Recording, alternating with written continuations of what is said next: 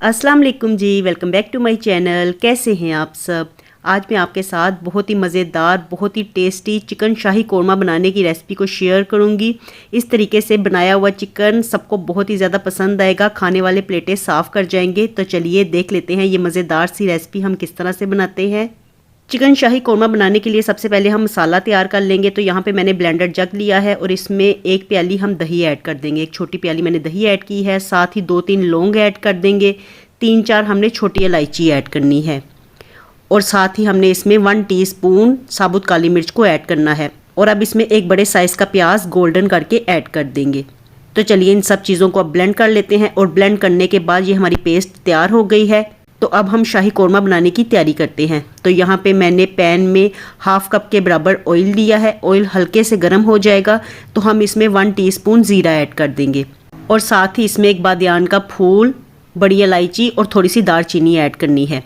चलिए इनको हल्का सा फ्राई कर लेते हैं। और अब साथ ही इसमें 1 kg चिकन ऐड कर देंगे। तो चिकन को हमने अच्छे से फ्राई कर लेना है जब तक कि इसका कलर चेंज नहीं हो जाता। तो 2 से 3 मिनट आपने मीडियम फ्लेम पे चिकन को फ्राई करना है। लो फ्लेम पे फ्राई मत कीजिएगा वरना फिर चिकन पानी छोड़ देगा। और ये देखिए जी, चिकन ने अपना कलर चेंज कर लिया है। और अब हम इसमें 1 टेबलस्पून भर के लहसुन और अदरक की पेस्ट ऐड करेंगे। और पेस्ट को भी हमने चिकन के साथ फ्राई कर लेना है तब तक जब तक कि लहसुन अदरक का कच्चापन ख़त्म नहीं हो जाता। चलिए जी, अब हम इसमें कोरमा मसाला पेस्ट ऐड करते हैं, वही पेस्ट जो हमने ब्लेंड करके रखी हुई थी। और साथ ही इसमें थोड़ा सा हम पानी भी ऐड कर देंगे। तो ब्लेंडर जग के साथ काफ़ी ज़्यादा पेस्ट लगी हुई थी इसलिए मैंने उसी के साथ पानी ऐड कर दिया है। चलिए अब कुछ मसाले ऐड करते हैं। तो 1 टीस्पून नमक, 1 टीस्पून पिसी हुई लाल मिर्च, 1 टीस्पून पिसा हुआ सूखा धनिया और 1/2 टीस्पून हल्दी ऐड करेंगे। बस यही मसाले ऐड करेंगे, इसके अलावा कोई और मसालों की ज़रूरत नहीं है। चलिए अच्छे से मिक्स करते हैं और अब इसे ढक के 4 से 5 मिनट पका लेंगे मीडियम फ्लेम पे ताकि चिकन गल जाए। और ये देखिए चिकन हमारा अच्छे से गल गया है और अब इसकी हमने भुनाई कर लेनी है। और भून लेने के बाद अब हम इसमें 1 टीस्पून गरम मसाला ऐड करेंगे। साथ ही थोड़ा सा हमने हरा धनिया भी ऐड करना है।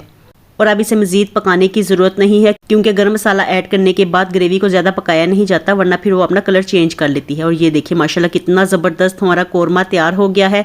और इस तरीके से बना हुआ कोरमा सभी को बहुत ज़्यादा पसंद आता है। इसमें जो मसालों का फ्लेवर होता है ना वो बहुत ही ज़्यादा इन्हेंस हो जाता है। तो रेसिपी बहुत ही लजीज है, बहुत ही शानदार है।